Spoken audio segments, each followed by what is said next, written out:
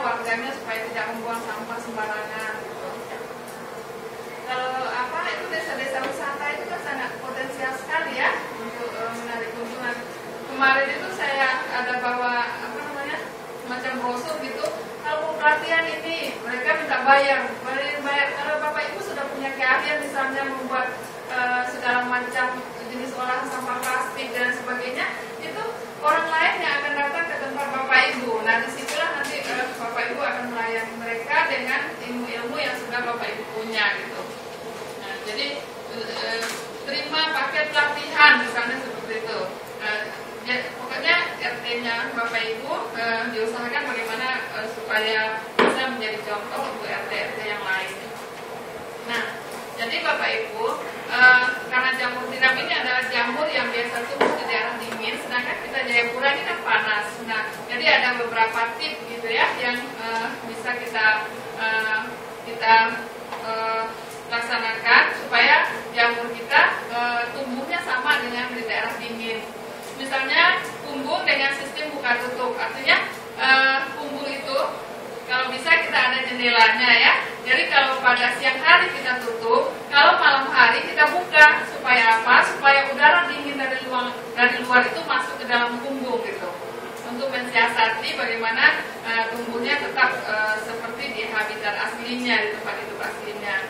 Kemudian atap tidak terlalu panas. Jadi kalau boleh jangan pakai seng ya. Seng itu kan juga mahal juga kan. Nah, rupanya juga tidak baik untuk jamur gitu. Jadi kita pakai aja atap-atap daun sagu misalnya, yang penting tidak bocor gitu. Nah, kemudian bangun kumbung di tempat yang teduh. Nah, seperti Bapak Ibu punya kumbung kemarin itu sudah bagus ya. Nah, cuma kemarin sangat-sangat sekali batang pisangnya ditebang. Jadi nanti kalau sudah tumbuh batang pisangnya jangan ditebang lagi, biarnya tumbuh terus gitu kan.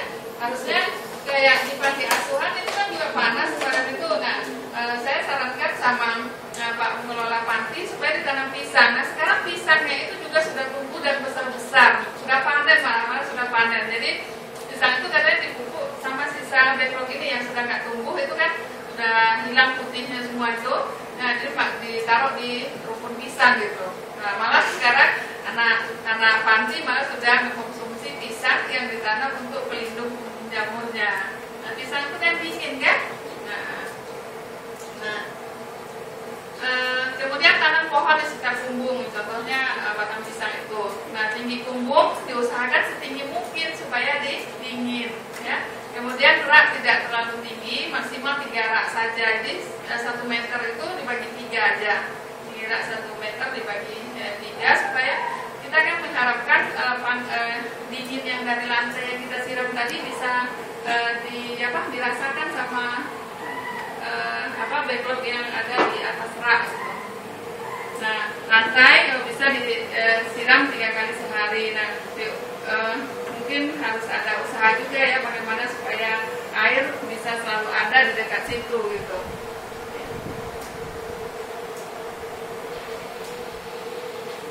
Nah, proses pembuatan backlog nanti kan kita juga sudah praktek ya. Sudah semua nyata Bapak Ibu kita praktek ya. Nah, ini anak-anak kami yang jadi mungkin kemarin yang juga kita lakukan adalah mengayakan serbu. Nah, mengayakan serbu ini maksudnya kan kalau serbu gergaji yang dari tempat sawmill itu kan masih ada kayu-kayu kan. Nah, nanti bisa melukai tangan kita atau merobek plastik. Makanya kita harus lapis dia. Nah, lapisnya ini dengan lapis yang kasar aja, yang diameternya itu setengah-setengah senti. Nanti Bapak Ibu bisa lihat. Nah, kemudian kita kasih kapur, ya kapur yang perbandingannya sudah ada. Kemudian yang Bapak Ibu dan Ibu itu 1 gram itu pas 1 gram nanti hasilnya backlognya sekitar 50-an lah, 50-55 backlog gitu. Nah, kemudian juga tidak mengenal musim, jadi tidak ada musim jamur gitu ya. Setiap hari kita bisa panen jamur ya. Nah, kemudian merupakan pangan yang lezat dan sehat. Nah, kemudian yang berikut tidak mencemari lingkungan karena memang kita tidak memakai pupuk-pupuk anorganik, kita semuanya pakai yang organik saja. Jadi kita pakai bekatul ya kan, pakai serbuk kayu itu kan organik semua. Kita nggak pakai TSP, nggak pakai urea, nggak ada ya. Jadi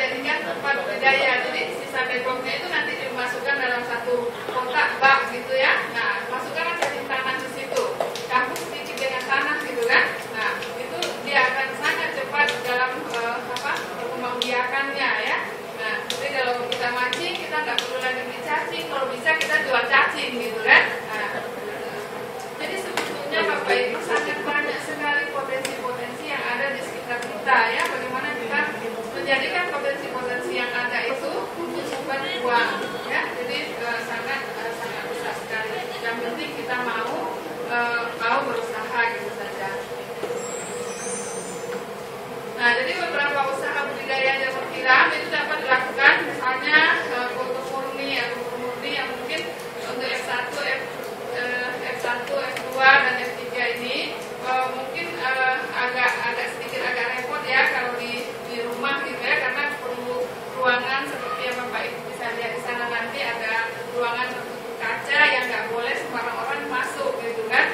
Cuma yang mau bekerja aja, misalnya kayak saya itu harus pakai masker gitu untuk masuk ke sana, karena memang harus bebas dari jamur-jamur lain gitu. Nah, kemudian kita kalau backlognya Bapak Ibu, lognya itu bisa kita jual. Nah, kami menjual yang sudah putih seperti yang Bapak Ibu di sebelah kanan sana, itu kami jual dengan harga 10.000 satu log itu 10.000, dan sangat sering orang beli ke sini. Bahkan yang yang komandan yang 751 kayak yang di Sentani sana itu pernah di sini beli sampai 200 log, karena dia sangat senang gitu. Cuma mau nyari jamur, setiap dia mau makan itu kemana, akhirnya dia beli lognya di sini, dia pelihara sendiri di rumahnya seperti itu. Nah, jadi itu bisa juga. Nah, kemudian juga bisa kita untuk produksi jamur tiram segarnya ya, jadi kita jual juga bisa ya. Nah, kemudian produk olahannya kemarin Bapak Ibu sudah coba mie ayamnya kan, enak kan tidak Bapak Ibu?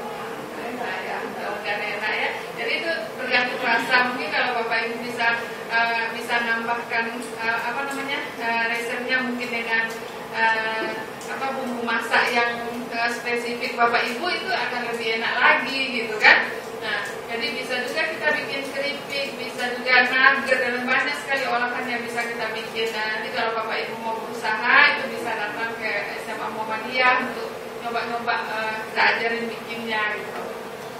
Nah, jadi produk olahannya, kalau Bapak Ibu udah pernah ke Jogja sana, itu ada satu rumah makan khusus di Jamuran, semua menunya itu jamur Bapak Ibu.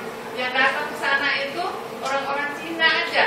Karena apa? Karena orang Cina yang sudah tahu khasiatnya daripada jamur ini kan mereka ya.